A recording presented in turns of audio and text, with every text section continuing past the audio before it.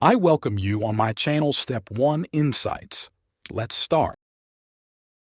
A 65-year-old woman comes to the physician for a follow-up examination after blood pressure measurements were 175 1/5 mmHg and 185 1/10 mmHg 1 and 3 weeks ago, respectively. She has well-controlled type 2 diabetes mellitus. Her blood pressure now is 175 1/10 mmHg. Physical examination shows no other abnormalities. Antihypertensive therapy is started, but her blood pressure remains elevated at her next visit 3 weeks later. Laboratory studies show increased plasma renin activity.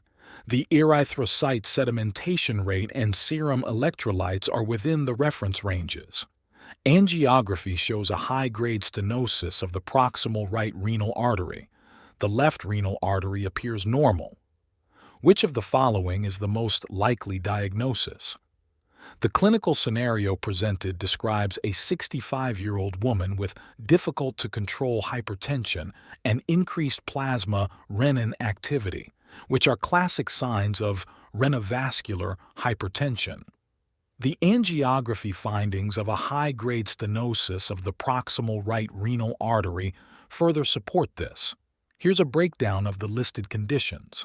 Atherosclerosis. A. This is a common cause of renal artery stenosis, especially in older patients with risk factors such as diabetes. Congenital renal artery hypoplasia. B. This condition would have likely presented earlier in life and is less common in a patient of this age. Fibromuscular dysplasia. C. This is a condition that causes abnormal development of the arterial wall, leading to stenosis, most commonly in young to middle-aged women. However, it can still be a consideration in a 65-year-old woman. Takayasu arteritis. D.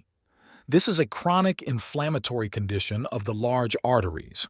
It typically occurs in younger women and is less likely to be the cause of isolated renal artery stenosis. Temporal arteritis. E. This involves the inflammation of large and medium-sized arteries in the head and is not associated with renal artery stenosis.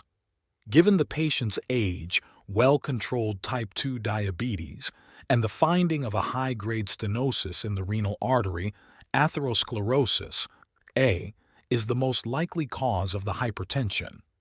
Atherosclerosis is a common condition in older adults with diabetes, and the description matches the typical presentation of renal artery stenosis due to atherosclerosis. Thank you for watching this video. Subscribe my channel, click like, and never give up.